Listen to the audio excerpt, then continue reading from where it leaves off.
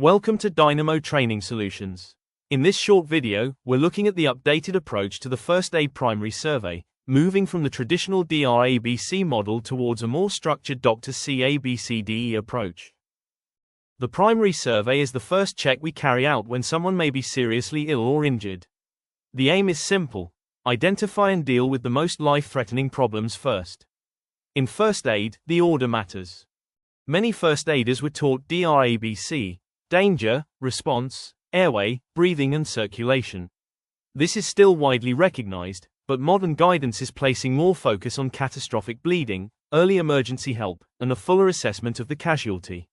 St. John Ambulance still describes the primary survey as a quick way to identify life-threatening conditions using DRABC: danger, response, airway, breathing and circulation. The updated structure many providers are now teaching is DR C ABCDE. This keeps the familiar danger and response checks, but adds a stronger focus on catastrophic bleeding and a more complete assessment using airway, breathing, circulation, disability and exposure. The Resuscitation Council UK's ABCDE approach says to assess and treat in the order of airway, breathing, circulation, disability and exposure, treating life-threatening problems before moving to the next stage and calling for help early. First, check for danger. Before helping anyone, make sure it is safe to approach. Look for traffic, fire, electricity, violence, chemicals, broken glass, or anything that could put you or others at risk. Next, check the response. Speak clearly and ask, "Can you hear me?" If appropriate, gently tap the casualty's shoulders.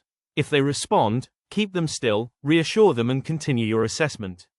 If they do not respond, you need to move quickly. A major update is the emphasis on catastrophic bleeding. If someone is bleeding heavily, this can become life-threatening very quickly. Severe bleeding should be treated immediately. Apply firm direct pressure, use suitable dressings if available, and get emergency help. Now check the airway. If the casualty is unresponsive, the airway may become blocked by the tongue, vomit, blood, or other obstruction. Open the airway using head tilt and chin lift where appropriate, but never blindly sweep inside the mouth. Check breathing. Look, listen and feel for normal breathing for no more than 10 seconds. Occasional gasps are not normal breathing. If the casualty is unresponsive and not breathing normally, call 999 or 112 and start CPR immediately. Circulation means checking for signs that the body may not be getting enough blood and oxygen. Look for pale, cold or clammy skin, severe bleeding, weakness, confusion, or collapse. Treat bleeding, keep the casualty still, and monitor them closely. Disability means checking the brain and nervous system.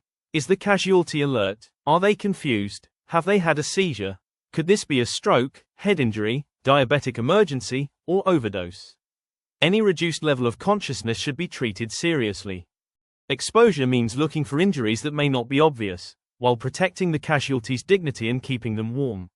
Only expose areas you need to check, and always reassess the casualty because their condition can change.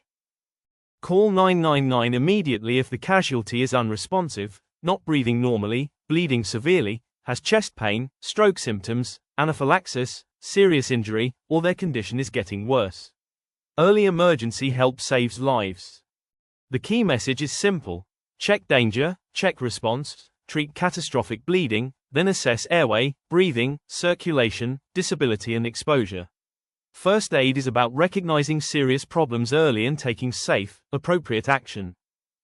If you or your organization needs first aid training, Dynamo Training Solutions provides practical, professional courses for workplaces, schools, hospitality venues and community